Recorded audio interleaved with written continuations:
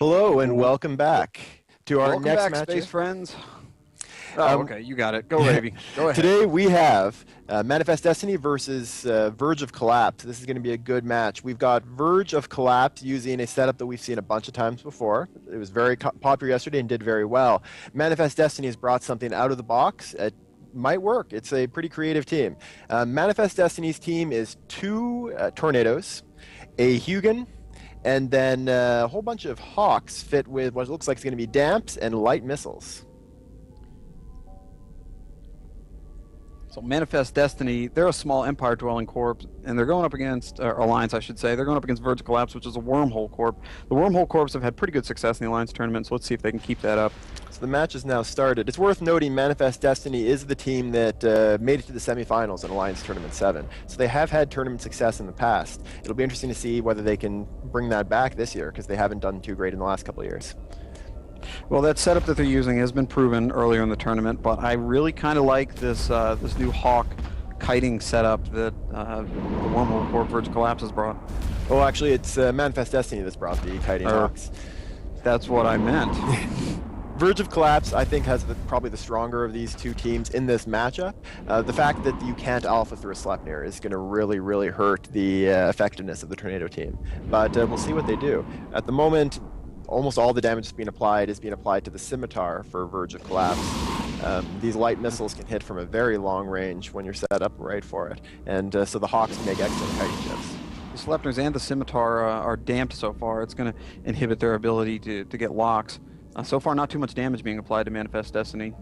Could be due to all that damping that's hitting Verge of Collapse. When you've got this much damping, what you can do is damp down the logistics of the opposing team, and then anytime their tacklers move out to tackle you, you can just blap them, take them down very quickly. And so what you're going to be seeing from Verge of Collapse is them keep their Merlins relatively close until they can start getting tackles on things and bringing in the Scimitar close. So far, damage is being spread out all over the place. It doesn't seem like anyone's being focused on as a primary. It's just a question of what they can catch at this point. I'm seeing a lot of ships chasing after Ryder McGrump's Tornado for Manifest Destiny. Starfleet commander of Verge of Collapse has just got a warp scram on him, so now that Tornado is tackled, that's going to hurt. Once those Sleipnirs can catch up to him, the Tornado is going to go down very fast. And although Manifest Destiny is able to kite around the Verge of Collapse team, they're not doing any damage, really. So you got to be able to do more than just kite around. You're going to have to kill some enemy ships if you hope to win this. Yeah, one very important thing that we can note, if you look down at the bottom of your screen on the battle feed, you'll see there's tracking disruptors being applied to the Manifest Destiny team. Tracking disruptors right now on both of the Tornadoes. And those Sleipnirs caught up with a Tornado, and very quickly he died. Yeah. Boom. With those TDs on the Tornadoes, they're going to have a very time hitting anything small, including the Scimitar and the Merlins. And if you shoot at the Sleipnirs, they'll just be able to tank you. So this is not the kind of team that you want to come up against when you're in a Tornado kite team. A team that combines big, beefy ships like the Sleipnir with tracking disruptors is very hard to beat. That's working well so far. Still almost no damage being applied to the Verge of Collapse team. The Scimitar's being chased around by some drones, but it's about all they have so far. Yeah, it is worth noting that the Verge of Collapse team has brought all damage drones, and we're not seeing any smart bombs yet from the Manifest Destiny team. It's possible they may have some on the Hugin, but the Hugin hasn't been hit by the drones yet. So those drones are able to actually do a pretty significant amount of damage, considering that Manifest Destiny doesn't have a logistic ship to rep them. That second Tornado has been caught up with, and as soon as he's caught up with, dead instantly. No chance. Yeah, this is going to be a very convincing win for Verge of Collapse. Not too surprising, even though Manifest Destiny has done well in the past. Verge of Collapse has a lot of very old experienced tournament players. Some of the old Doom people that, if you go back to like Alliance Tournaments 4 and 5, were part of the triumvirate teams. These guys do have some pedigree in the tournament.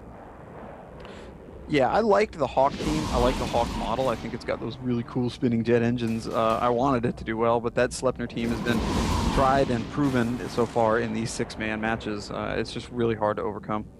I think if this kiting team had come up against something like a cruiser rush or a battle cruiser rush, it might have done better. They came up against something that relied entirely on frigates, like an ECM team, that you can damp down their ECM ships, destroy their frigates, and then finish off the rest. Then it could do very well. But this is just the real counter for the kite. tornadoes when you have Sleipnirs and then tracking disruptors. Yep, and right now it's just a matter of time as Verge of Collapse rounds up the Manifest Destiny ships that are running right along the edge of the arena back there, picking them off one at a time. We'll have to see if any of them slip out and let CCB Sriegs blow them up, who is great. Yeah, they're quite close to the edge of the arena right now, just trying to skirt along the sides. One thing that's worth noting is that some teams have found success in the past by going to the edge of the arena and then drawing their opponents out past them to have them destroyed. Yeah, if you just set your orbit around your target, you can slingshot around them, go out of the arena, and die. And I remember last year, a couple times, it was almost a match decider when a big, fast ship flew out of the arena and exploded. Yeah, it's a tactic that we're probably going to see, especially in the 6-mans, actually used more and more. War Gods, Merlin has now got a tackle on the Lachesis, or for Hugin for Manifest Destiny, so he's going to, there he goes down very quickly once the Sleipnirs get within range. Just 2 Hawks left on Manifest Destiny. Yeah, so this is continuing the trend so far in the tournament. The Wormhole teams have been doing pretty good so far. And it's been very interesting to see how well the Sleipnirs with triple Merlins have been doing, and how badly the Sleipnirs with double Sabers have been doing. Why would you say that is, Zastra? The Merlins with the latest updates are way more powerful than a lot of the other frigates we brought. Like we saw that Griffin team that just played. I personally would have rather seen Merlins on their lineup than the Griffins. I think the Merlins are fast, they do a lot of DPS, and they have 4 mids. It's a lot of utility you can put on there for just a couple points. Yeah, I completely agree. Merlins are excellent ships right now, as are a lot of the Tech 1 frigates. Punishers are also great heavy tacklers. You're seeing a lot of good utility out of the E-War frigates. You're seeing Incursus used to great DPS effect, and that is the match. Manifest Destiny has not managed to kill a single ship, so Verge of Collapse is going through with a very strong performance, getting the full 62.5 points, while Manifest Destiny is coming through with 0 points and is essentially knocked out of the tournament.